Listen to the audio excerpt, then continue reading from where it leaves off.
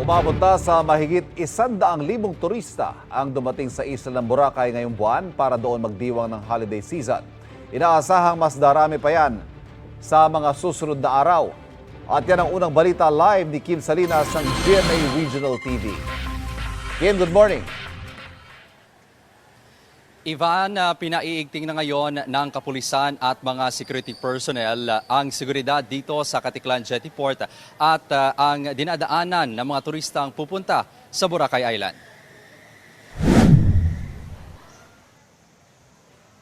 Kahit masama ang panahon itong weekend, patuloy pa rin ang pagdating ng mga turista na gustong maliko at mag-enjoy sa iba't ibang water activity sa isla ng Boracay ngayong holiday season. Ayon sa Malay Tourism Office, mula December 1 hanggang December 21, 2024, umabot na sa mahigit 116,000 ang tourist arrival sa Boracay at inaasahang madaragdagan pa ito sa susunod na mga araw.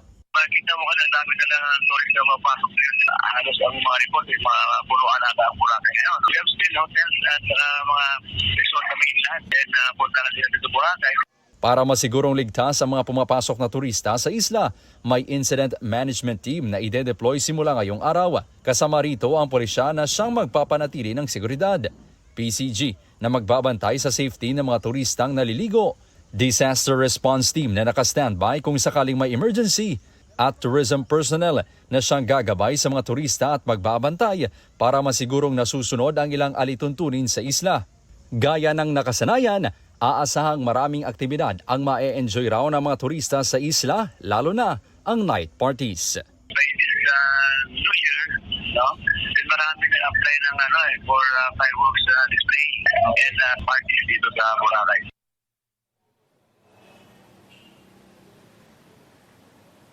Ivan, sa ngayon, kaunti pa lang ang mga turista na dumadating dito sa Caticlan Jetty Port. Kaninang 5 a.m. ang first trip.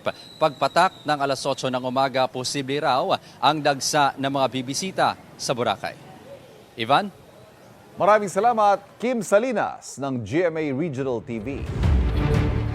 Kapuso, huwag magpapahuli sa latest news and updates. Mag-iuna ka sa balita at mag-subscribe sa YouTube channel ng GMA Integrated News.